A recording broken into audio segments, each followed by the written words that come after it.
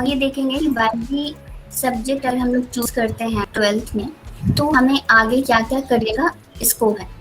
ठीक है, तो सबसे पहले हम लोग ये देखते हैं कि आखिर हम लोग बायोलॉजी क्यों चूज करते हैं।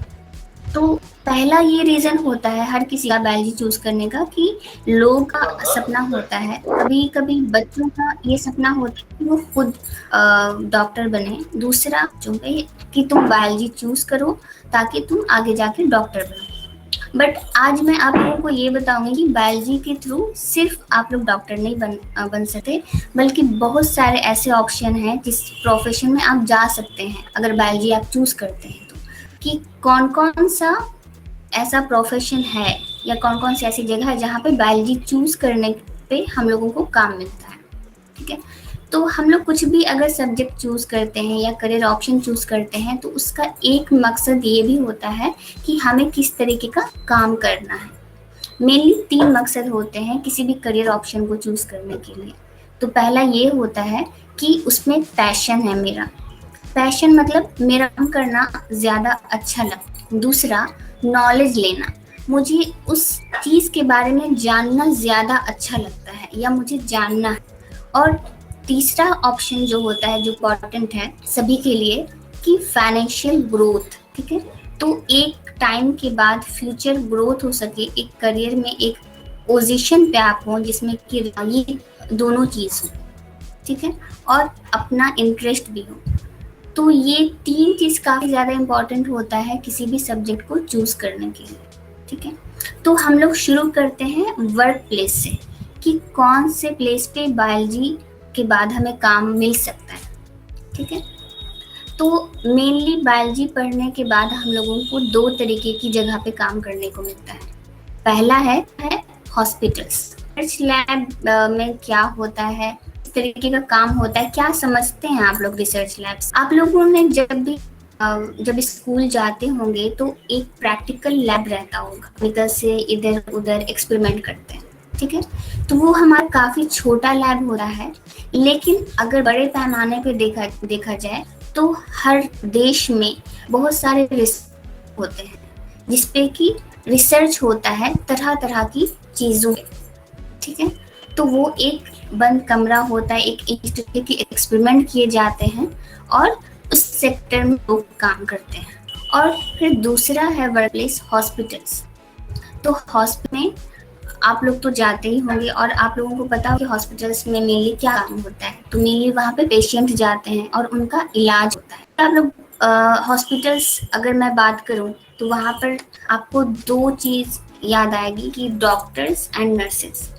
लेकिन नहीं, सिर्फ डॉक्टर एंड नर्सेस नहीं होते हैं वहाँ पे, बल्कि बहुत सारे प्रोफेशनल्स होते हैं, बहुत सारे काम करने वाले अलग अलग तरीके के लोग होते हैं जो कि हॉस्पिटल्स में काम करते हैं। ठीक है, तो इसमें पहले तो डॉक्टर्स होते हैं, दूसरे नर्सेज होते हैं, तीसरे ब्लड टेस्ट करने वाले या तरह तरह के टेस्ट करने वाले वो लोग, वो प्रोफेशनल्स होते हैं।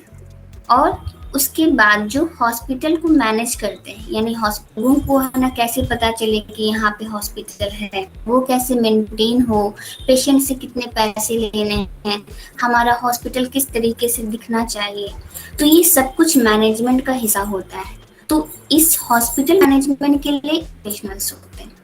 ठीक है, तो हम लोग ये दोनों सेक्टर को ध्यान में रखते हुए हम लोग कोर्सेज और उनके कॉलेजेस, उनकी फीस और उसमें जा करके हम कौन से प्रोफेशन में जा सकते हैं ये हम लोग देखेंगे।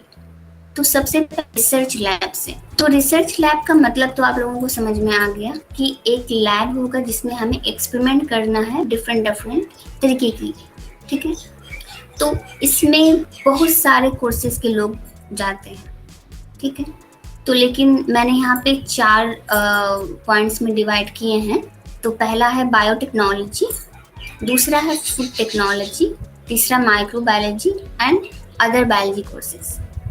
तो हम लोग बायोटेक्नोलॉजी से शुरू करते हैं। ओके, तो बायो का मतलब होता है ऑर्गेनिज्म, लिविंग ऑर्गेनिज्म। ठीक है, और टेक्नोलॉजी का मतलब स्टडी ऑफ टेक। तो जब हम लोग किसी लिविंग ऑर्गेनिज्म से रिलेटेड कुछ टेक्निकल स्टडी करते हैं तो उसे बायोटेक्नोलॉजी कहा जाता है। तो बायोटेक्नोलॉजी का मेन मकसद क्या होता है? आप लोगों ने ये ध्यान दिया होगा कि डिफरेंट तरीके की मेडिसिन्स बनते हैं, फसल उगते हैं, ठीक है, और उसके थ्रू किसको किस बीमारी में क्या यूज करना है, ठीक है, या फिर जो हमारे पास लिविंग ऑर्गेनिज्म हैं।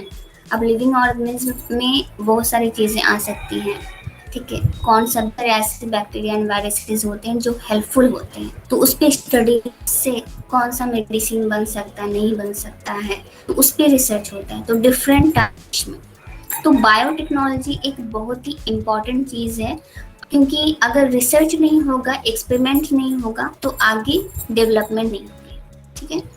तो बायोटेक्नोलॉजी में लोग बीएससी इन बायोटेक्नोलॉजी करते हैं, जिसमें कि 4 साल का कोर्स होता है बीएससी में। उसके बाद लोग मास्टर्स करते हैं और फिर आगे पीएचडी करते हैं, ठीक है। तो इसमें मैंने कुछ कॉलेजेस के नाम लिखे हैं। वैसे बहुत सारे अच्छे कॉलेजेस हैं जो कि बायोटेक्नोलॉजी में पढ़ाते हैं, बट मैंने यहाँ पे सिर्फ 3 कॉलेजेस के नाम लिखे हैं। तो पहला है institute of applied medicine and research, और इसकी फीस लगभग होती है 1 साल की 55,000। तो ये सिर्फ जो फीस मैं बता रही हूँ, ये रहने और खाने का नहीं है, यानी ये लॉजिंग का नहीं है, फूड का नहीं है, ये सिर्फ वहाँ के कोर्स यानी पढ़ाई का है, और सिर्फ 1 साल का है, 55,000, ठीक है। और उसके बाद है पीपी सवानी यूनिवर्सिटी सूरत में, जिसकी फीस है लगभग 60,000।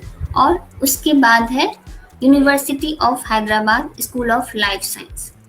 तो यूनिवर्सिटी ऑफ हैदराबाद जो है काफ़ी अच्छी यूनिवर्सिटी है, और ये गवर्नमेंट यूनिवर्सिटी है। तो यहाँ की फीस जो है काफ़ी ज़्यादा कम होती है। आप अप्रॉक्स मान सकते हैं कि 5,000 पर ईयर कोर्सेज का खर्च होगा। तो इतनी कम फीस होती है गवर्नमेंट कॉलेजेस की।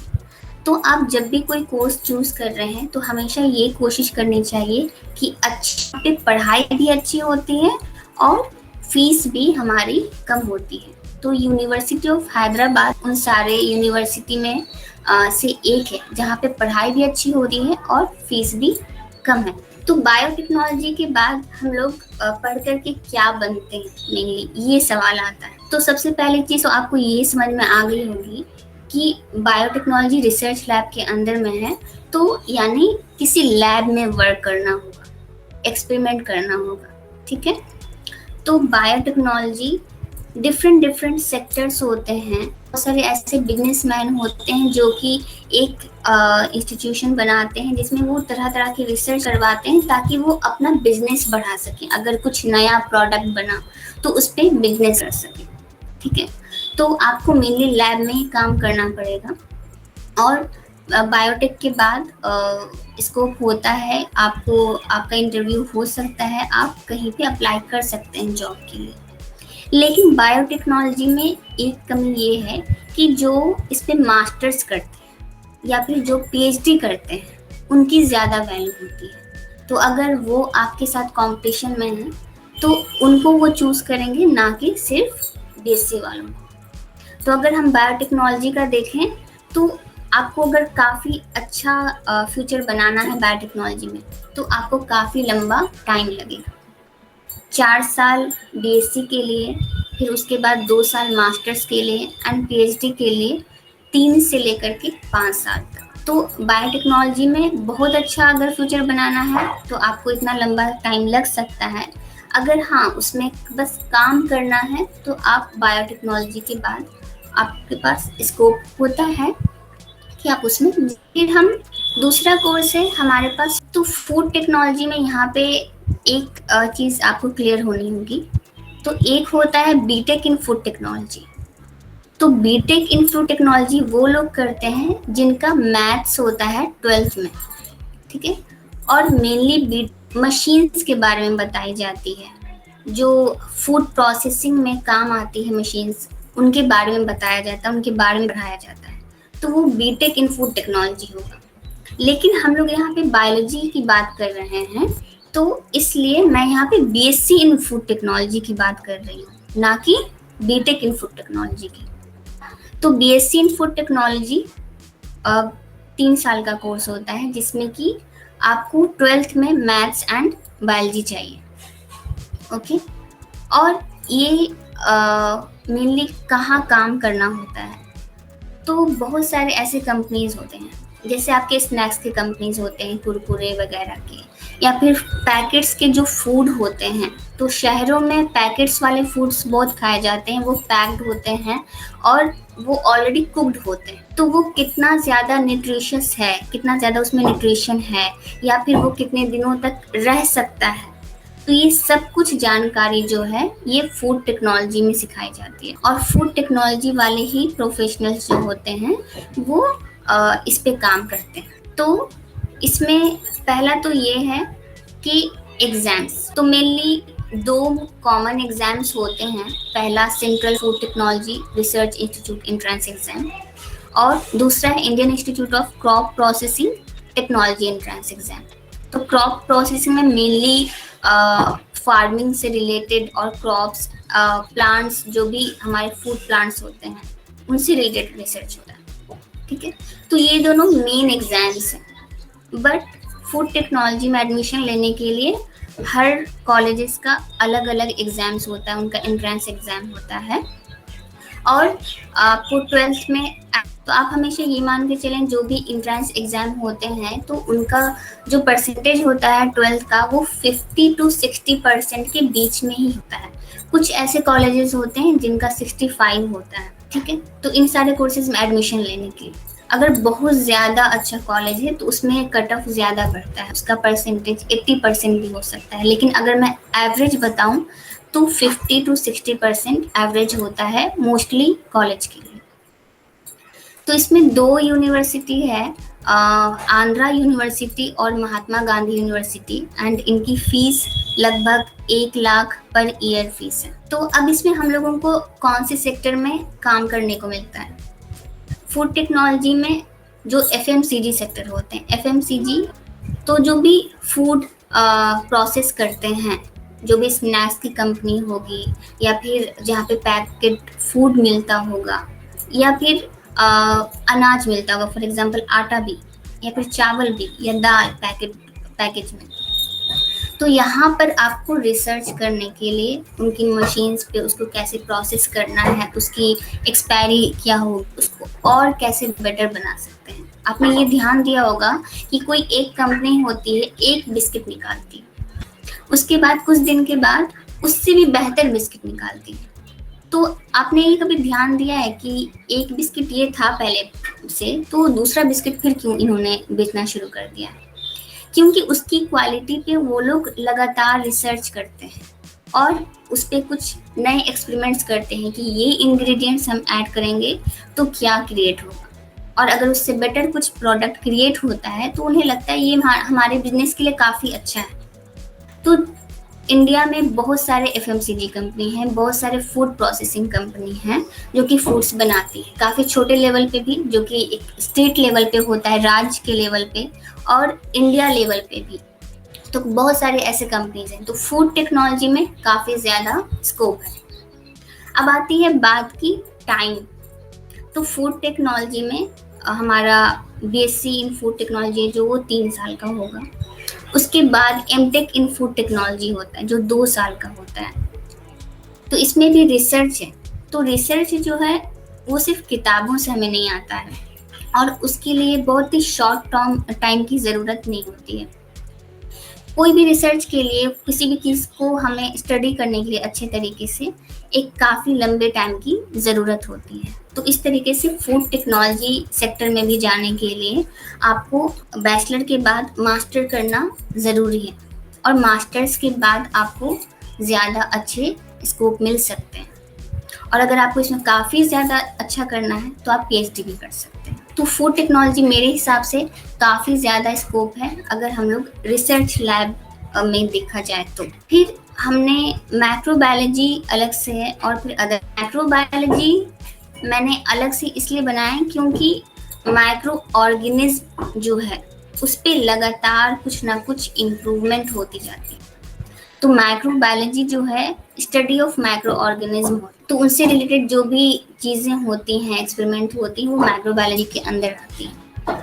तो ये काफ़ी ज़्यादा स्पेसिफिक हो जाता है माइक्रोबायोलॉजी, लेकिन इसका स्कोप है क्योंकि हमेशा कुछ ना कुछ नए माइक्रो ऑर्गेनिज्म पे एक्सपेरिमेंट होते हैं और हमारे पास माइक्रो ऑर्गेनिज्म आते भी रहते हैं। फॉर एग्जांपल अभी देखा जाए तो कोरोना वायरस नया आया है, तो इस पे कितने सारे एक्सपेरिमेंट चल रहे होंगे और एक्सपेरिमेंट चले तभी वैक्सीन बनी, ठीक है। तो इसमें हर कोई काफ़ी मिलजुल करके काम करता है, डिफरेंट टाइप ऑफ प्रोफेशनल्स जो होते हैं, बायोटेक्नोलॉजी वाले भी, माइक्रोबायोलॉजी वाले भी, ठीक है, साइंटिस्ट दूसरे कोर्सेज से रिलेटेड भी, दूसरे स्पेशलाइजेशन से रिलेटेड, ठीक है। तो माइक्रोबायोलॉजी में मेनली लैब में टेस्ट होगा और इसमें भी रिसर्च का काम है, तो इसमें भी काफ़ी लंबा समय लगता है। और 2 अच्छे कॉलेजेस हैं, सेंट जेवियर्स कॉलेज कोलकाता का, ये काफ़ी अच्छा कॉलेज है, काफ़ी नाम भी इसका दूसरे कोर्सेज के लिए भी, और गार्गी कॉलेज है दिल्ली में। ये 2 कोर्सेज हैं और इसकी लगभग फीस जो है लगभग माइक्रोबायोलॉजी में एडमिशन लेने के लिए, पढ़ने के लिए लगभग 50,000 to 1.5 lakh, 50,000 to 1.5 lakh colleges पे डिपेंड करता है। तो इतने रुपए पर ईयर खर्च हो सकता है। माइक्रोबायोलॉजी के बाद हमने दूसरे अदर बायोलॉजी कोर्सेज में भी रखा है। तो बायोलॉजी में बहुत सारे स्पेसिफिकेशन होते हैं, जूलॉजी होता है, बॉटनी होता है, पैथोलॉजी होता है। तो ये डिफरेंट टाइप के सब्जेक्ट्स होते हैं जिसमें कि उस स्पेसिफिक सेक्टर में जाकर ही आप काम कर सकते हैं। तो बीएससी अगर देखा जाए तो बायोलॉजी के बाद आप 12th में बायोलॉजी ले रहे हैं तो उसके बाद आप बीएससी भी कर सकते हैं किसी भी स्पेशलाइजेशन में, जूलॉजी, बॉटनी, कुछ में भी।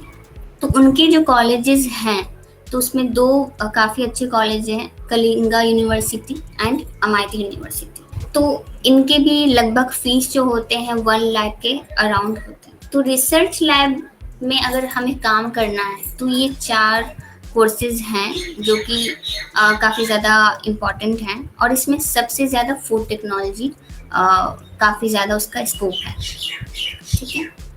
अब हम लोग दूसरे सेक्टर में आते हैं जो कि हॉस्पिटल है। तो दूसरा हमारा सेक्टर आ जाता है हॉस्पिटल्स, जहाँ की हम बायोलॉजी पढ़ करके पहुँच सकते। तो हॉस्पिटल्स में जो हमारे दिमाग में मेन आता है डॉक्टर। तो डॉक्टर के बारे में आप सभी को जानकारी होगी और इसमें जो मेन कोर्स होता है वो एमबीबीएस का होता है, ठीक है, जो कि हर कोई क्वालिफाई करना चाहता है।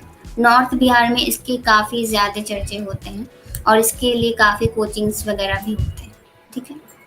तो एमबीबीएस में मेन एक एग्ज़ाम्स की अगर हम बात करें तो मेन एक कॉमन एग्ज़ाम्स होता है NEET, national eligibility entrance test. इसमें पीटी होता है, फिर मेंस होता है एंड इंटरव्यू होता है। तो इस तरीके से 2-3 स्टेप में आप किसी कॉलेज में एडमिशन ले सकते। तो नीट में मेनली क्या होता है कि ये एक तरीके का कॉमन इंडिया का एग्जाम्स होता है और इसमें रैंकिंग होती है आपके मार्क्स के बेसिस पर और उसकी बेसिस पे आपको कॉलेजेस मिलते हैं जो कि गवर्नमेंट कॉलेजेस होते हैं और जिसकी फ़ीस काफ़ी कम होती है और पढ़ाई भी अच्छी होती है। तो ये आपको रैंकिंग के हिसाब से मिलता है। तो ये हमारे कॉलेज का, ये हमारे इंडिया का कॉमन एग्जाम हो गया एमबीबीएस के लिए। एमबीबीएस यहाँ पे मैं कह रही हूँ यानी कि एलोपैथ, ठीक है। दूसरा है एम्स। एम्स मेडिकल लाइन का सबसे बेस्ट कॉलेज माना जाता है क्योंकि यहाँ की ये गवर्नमेंट कॉलेज है और यहाँ की पढ़ाई सबसे ज़्यादा बेस्ट है और फीस भी काफ़ी ज़्यादा कम। तो एम्स का एंट्रेंस एग्ज़ाम अलग होता है। उसके बाद जिपमर, जवाहरलाल यूनिवर्सिटी, ये भी काफ़ी अच्छा कॉलेज है जिसका कि एंट्रेंस एग्ज़ाम अलग होता है, जिसका फॉर्म जिपमर के नाम से आता है। तो नीट के अलावा जो जितने सारे मेडिकल के कॉलेजेस, बहुत सारे कॉलेजेस हैं, प्राइवेट एंड गवर्नमेंट कॉलेजेस, उन सारे के एग्ज़ाम्स जो हैं वो अलग से भी होते हैं और उनमें से वैसे भी कॉलेजेस हैं जिनको कि नीट की रैंकिंग पे भी उसमें एडमिशन मिलता है। तो अगर किसी का नीट में अगर नहीं हो पाता है तो लोग उस कॉलेज का एंट्रेंस एग्ज़ाम भी भरते हैं। तो एम्स में लेकिन नीट के थ्रू नहीं जाते, एम्स का एक अलग से एग्ज़ाम होता है। तो एम्स और जिपमर का ही मैंने यहाँ पे नाम इसलिए लिखा है क्योंकि ये दोनों काफ़ी ज़्यादा अच्छी यूनिवर्सिटी है, कॉलेज का काफ़ी ज़्यादा नाम है अगर नीट को साइड में कर दिया जाए तो। वैसे बहुत सारे कॉलेजेस हैं जिनका अपना एंट्रेंस एग्ज़ाम होता है और उसका एडमिशन होता है। और कॉलेजेस की अगर बात की जाए तो एम्स हमारा सबसे बेस्ट है, जिपमर बेस्ट है, लेकिन उसके बाद अगर हम डोनेशन से एडमिशन लेना चाहते हैं जिसमें काफ़ी ज़्यादा पैसा लगता है और एंट्रेंस भी होता है, तो केएमसी कस्तूरबा मेडिकल कॉलेज है मणिपाल में और एसआरएम इंस्टीट्यूट चेन्नई में। तो एसआरएम का काफ़ी ज़्यादा पॉपुलर कॉलेज है एसआरएम, और यहाँ पे पढ़ाई भी दूसरे कोर्सेज की भी काफ़ी अच्छी हो, तो इनकी फीस लेकिन काफ़ी ज़्यादा हो। तो मेडिकल में अगर डॉक्टर लाइन में अगर जाना चाहते हैं तो कोशिश हमेशा ये रहनी चाहिए कि आपका जो नेशनल एलिजिबिलिटी एंट्रेंस टेस्ट है वो क्वालिफाई हो और आपको किसी गवर्नमेंट कॉलेज में एडमिशन मिले, ताकि आपकी पढ़ाई भी अच्छी हो और कम फीस में पढ़ाई हो सके। अगर नहीं हो पा रहा है तो फिर आप दूसरे कॉलेजेस में एडमिशन ले सकते हैं। एलोपैथ के अलावा इंडिया में आयुर्वेद और होम्योपैथ भी काफ़ी चलता है। तो आयुर्वेदिक और होम्योपैथ में भी 5 साल का कोर्स होता है और उसके भी काफ़ी अच्छे अच्छे कॉलेजेस हैं, लेकिन लोग मोस्टली एलोपैथ में ही जाना चाहते हैं, इसलिए मैंने उनके कॉलेजेस के नाम यहाँ पे नहीं लिखे। और उसके अलावा एक वेटनरी डॉक्टर होते हैं जो कि एनिमल्स जो भी हमारे पेट्स होते हैं, चाहे वो बकरी हो, गाय हो, बिल्ली हो, जो भी लोग हम पालते हैं या कोई भी एनिमल्स है तो उसका इलाज करते हैं। तो इनके भी काफ़ी अच्छे अच्छे कॉलेजेस हैं। तो हॉस्पिटल में डॉक्टर जो है, डॉक्टर के बिना कोई भी हॉस्पिटल नहीं होता, तो डॉक्टर सबसे ज़्यादा मेन है। उसके बाद हम आते हैं पैरामेडिकल कोर्सेज। पैरामेडिकल का मतलब क्या होता है? पैरा मीन्स होता है बिलो, मेडिकल यानी कि एमबीबीएस, मेडिकल लाइन में जो एमबीबीएस के नीचे हैं, जो नीचे उनके अंडर में काम करते हैं, उन वो सारे पैरामेडिक्स में आते हैं। तो पैरामेडिकल कोर्स के थ्रू आप हॉस्पिटल में जा सकते हैं, लेकिन आप डॉक्टर नहीं बन सकते हैं, आप डॉक्टर के अंडर काम करने वाले होंगे। जैसे एक डॉक्टर होता है, आप डॉक्टर के पास जाते हैं, वो डिफरेंट टाइप के टेस्ट लिखते हैं, ठीक है। तो ये टेस्ट कौन करता है? डॉक्टर टेस्ट नहीं करते हैं, उनके जो पैरामेडिक्स प्रोफेशनल्स होते हैं वो करते हैं। अब पैरामेडिकल कोर्सेज में काफ़ी लंबी लिस्ट है, लगभग 20 कोर्सेज हैं और 20 प्रोफेशनल्स भी होते हैं, क्योंकि हॉस्पिटल्स में इतने तरीके के आपके जो भी पेशेंट्स होते हैं उनकी बीमारियां काफ़ी ज़्यादा होती हैं, तो उनके टेस्ट भी काफ़ी ज़्यादा होते हैं। तो इस तरीके से काफ़ी ज़्यादा कोर्सेज हैं, लेकिन यहाँ पे मैंने जो मेन कोर्सेज हैं जो काफ़ी ज़्यादा इम्पॉर्टेंट होते हैं और काफ़ी ज़्यादा हर जगह उसका स्कोप ज़्यादा है। तो सबसे पहला है नर्सिंग।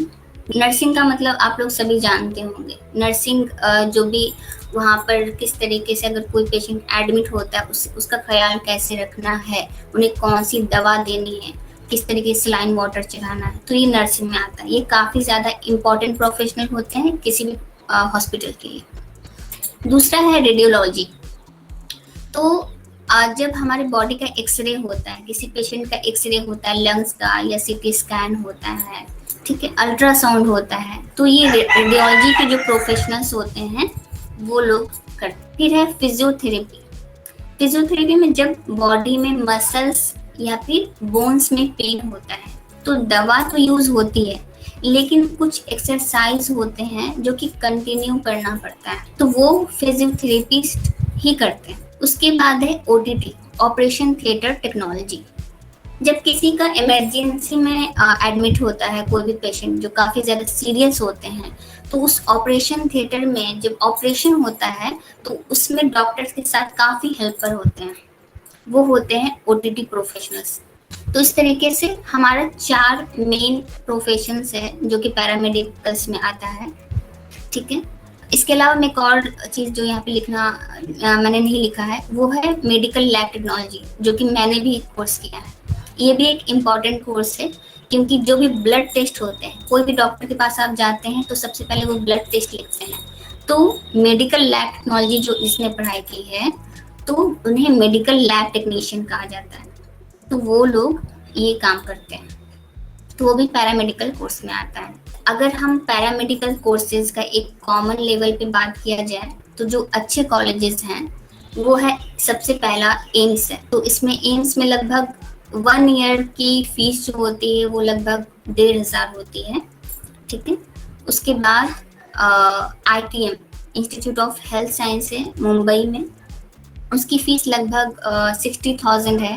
क्राइस्ट यूनिवर्सिटी है बैंगलोर में, जो कि काफ़ी फेमस भी है, तो उसकी फीस है 2 लाख पर ईयर।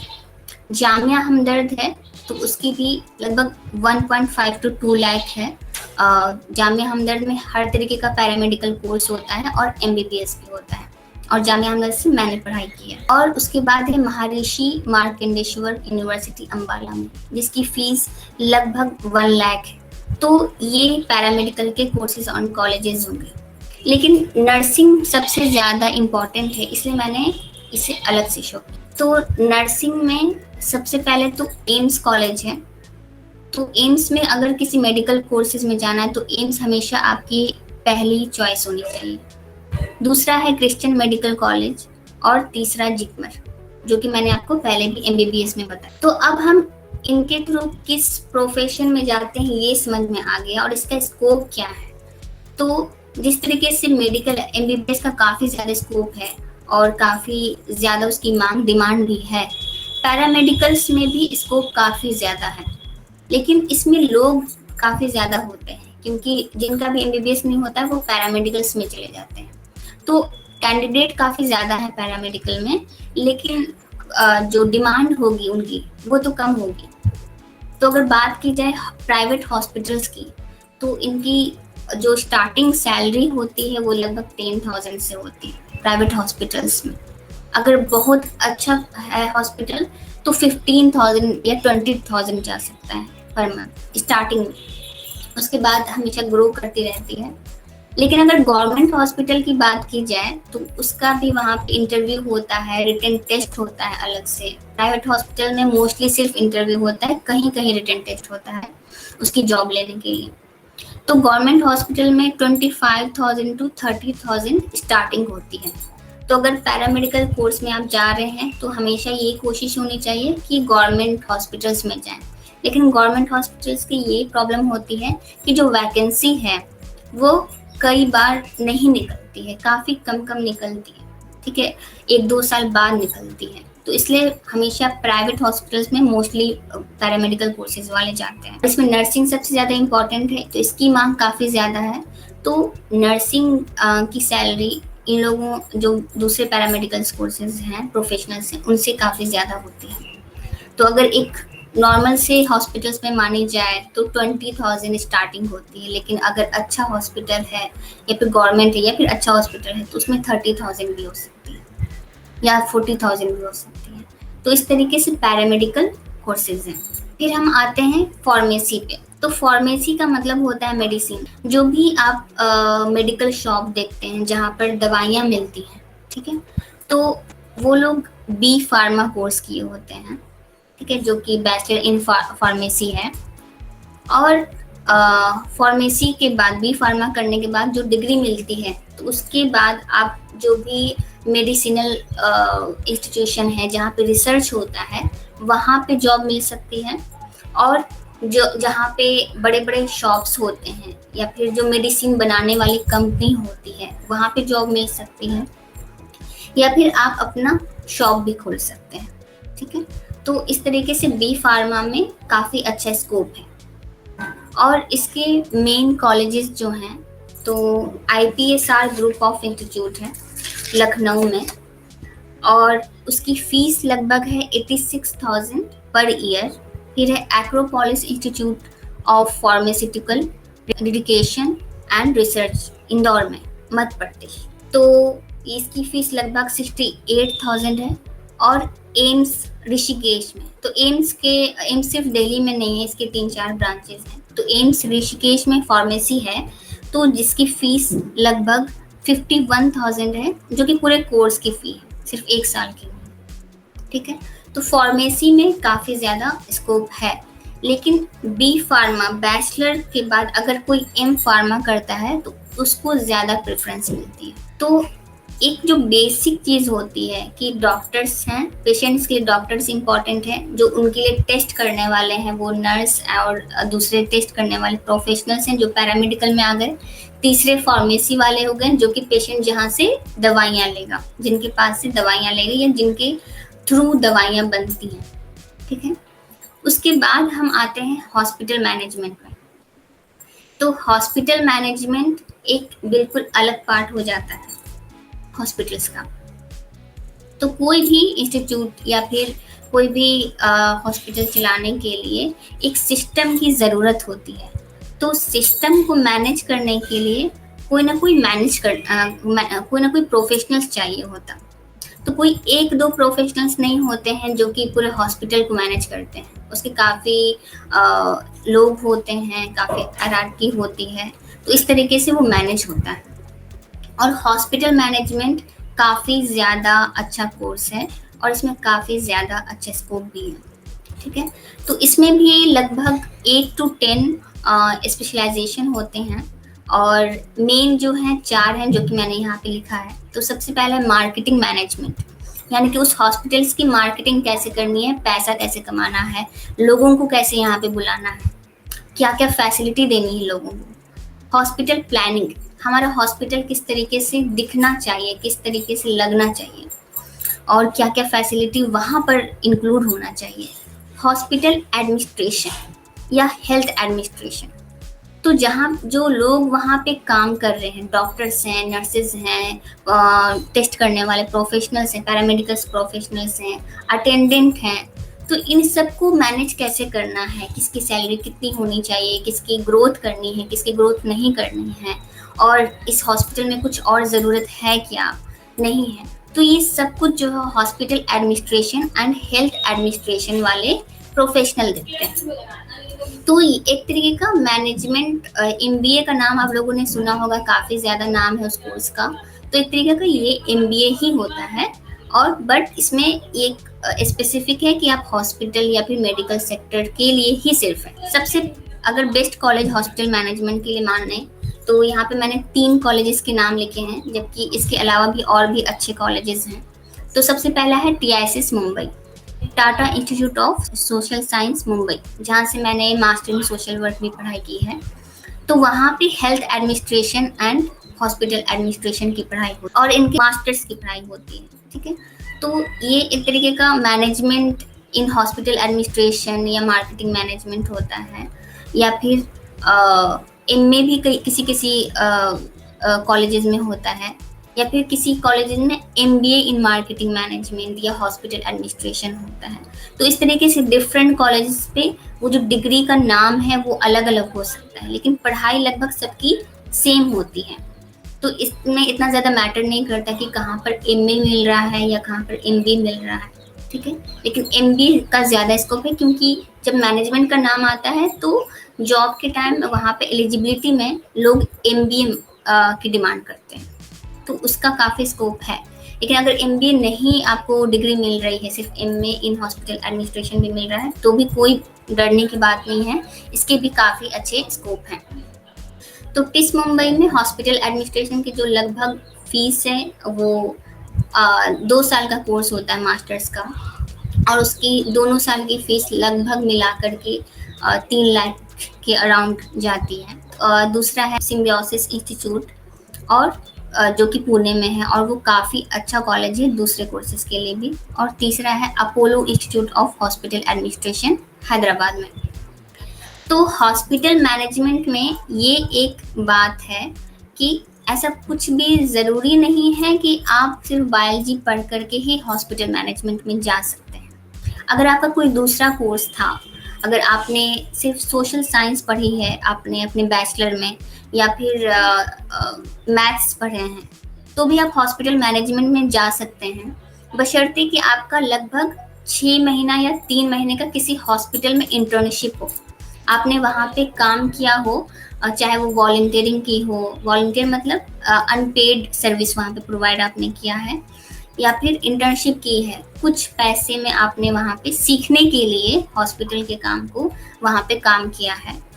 तो इंटर्नशिप या फिर वॉलंटियरिंग या फिर कोई अगर जॉब भी करता है किसी हॉस्पिटल में, तो उनके लिए काफ़ी आसान हो जाता है हॉस्पिटल मैनेजमेंट में एडमिशन लेने के लिए, अगर आपका कोई अलग कोर्स भी है तो। लेकिन अगर आपका बायोलॉजी से है, आपने बायोटेक किया है या बीएससी इन फूड टेक्नोलॉजी किया है या फिर माइक्रोबायोलॉजी या जूलॉजी या फिर बॉटनी कुछ भी किया है बीएससी में, तो आपको ये एक तरीके का प्रेफरेंस मिल जाता है हॉस्पिटल मैनेजमेंट के लिए, ठीक है, क्योंकि आपका ऑलरेडी बायो में इंटरेस्ट है और आप इसके बारे में कुछ ना कुछ जानते होंगे, तो इसमें स्कोप मिल जाता है। ज़्यादा चांसेस हैं बायोलॉजी स्टूडेंट्स के लिए। हॉस्पिटल में कुछ दिन काम करके 3 महीने या 6 महीने काम करके भी हॉस्पिटल मैनेजमेंट में एडमिशन ले सकते हैं। इसके लिए भी हर कॉलेज का अलग अलग एंट्रेंस एग्ज़ाम होता है। और उसके बाद हॉस्पिटल मैनेजमेंट में जब कॉलेज मास्टर्स करने के बाद आप निकलते हैं तो स्कोप काफ़ी ज़्यादा अच्छा है और उनकी सैलरी मिनिमम 60,000 से स्टार्टिंग होती है। तो कभी भी ये सोचने की ज़रूरत नहीं है कि अगर मैं एमबीबीएस में क्वालिफाई नहीं कर पाया तो मेरे पास दूसरा स्कोप नहीं है, कि मेनली क्या बायोलॉजी में हमें पढ़ना चाहिए, किस कॉलेज में जाना चाहिए, किसका स्कोप ज़्यादा है। तो इस तरीके से अलग अलग जो भी मेरा एक्सपीरियंस है उसके हिसाब से मैं आपको बताऊंगी। तो सबसे पहला हमको हमेशा ये ध्यान देना चाहिए, अगर आपने 12th कर लिया है या अभी आप 12th में हैं, तो कि कभी भी आप ये मत सोचो कि अगर मैं ये एग्ज़ाम क्वालिफाई नहीं कर पाया या नहीं कर पाई तो आगे मेरा कुछ नहीं होने वाला है, ये कभी मत सोचो। दूसरा ये कि कोई भी फील्ड में आपको ग्रो करना है, आगे करियर आपको आगे बढ़ाना है, तो ये ज़रूरी नहीं होता कि आपने किस कॉलेज से पढ़ाई की है, आपने किस कोर्स से पढ़ाई की है। ये मैटर ज़्यादा करता है कि आपने उसमें कितना ज़्यादा सीखा है, और इस तरीके के बहुत सारे चीज़ें हैं जिससे हम लोग सीख सकते हैं। तो आपने कहाँ से सीखा है, कितना सीखा है, और उस आपके पास कितना नॉलेज है उस चीज़ के बारे में।